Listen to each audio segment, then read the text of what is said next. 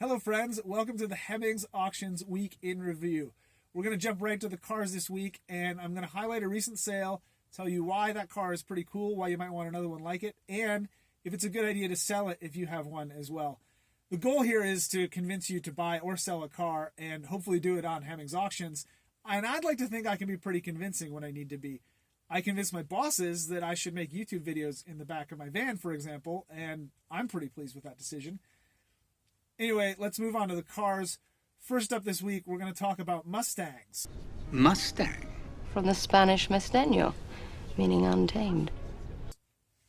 We have three here at three different prices. A 1966 six-cylinder coupe that sold for $10,500, a restored 1968 GTCS that sold for $43,260, and a freshly finished 1966 fastback with a 289 and some GT350 bits that sold for $72,450.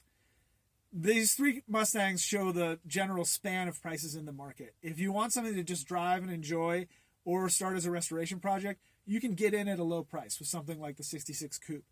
That does come with compromises, like you're going to see, a spot of rust here or there. You're going to get sticky doors and window mechanisms and other things like maybe, less than perfect paint.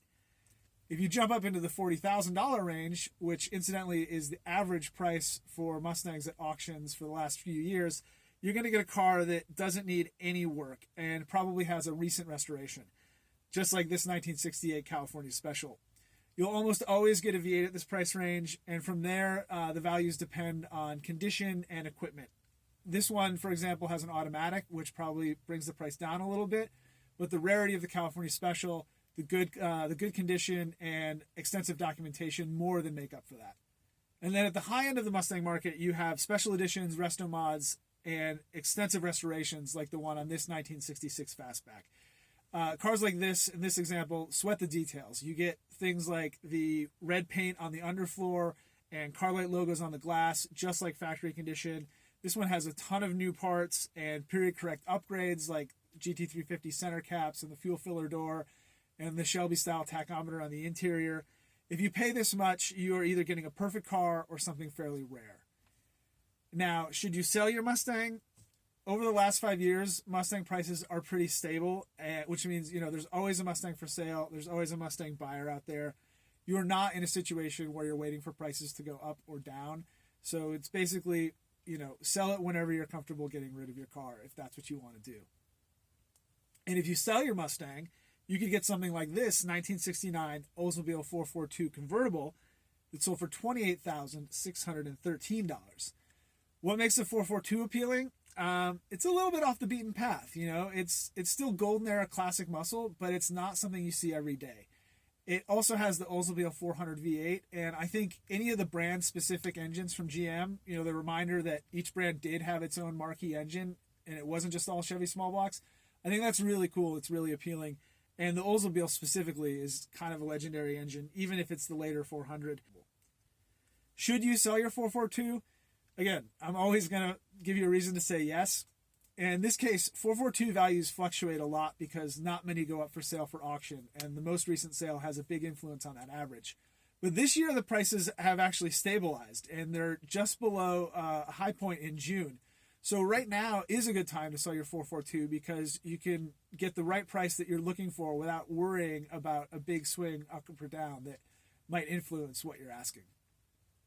Next up is a 1996 Mercedes-Benz SL600 that sold for $16,070.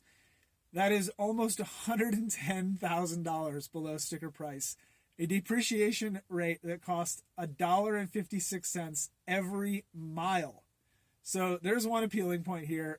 You are at the bottom of this depreciation curve. Also, a lot of people consider this to be the pinnacle of Mercedes-Benz engineering. These are pretty cool cars. And you get to check the V-12 off the bucket list. Plus, if you're worried about maintenance and parts, at least from the transmission perspective, remember, this is a 5-speed that was in Dodges until 2014. So there's plenty of parts supply there. As for should you sell your SL600 if you have one? Yes. It is time to let someone else pay those mechanic bills for a little while. And finally, a quick note on this 1923 Ford Model T Tudor sedan that sold for $14,700. First, we sell almost every Model T and Model A that comes through the auctions.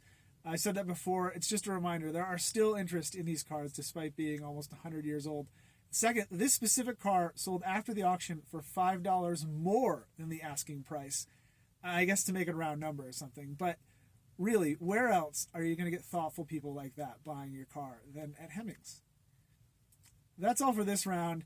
As usual, please visit HemmingsAuctions.com. We have new auctions going every single day. We have premium classifieds that you can buy right now. And we have an email newsletter you can sign up to get those alerts in your inbox every single morning. And thank you for watching. I'll see you next time.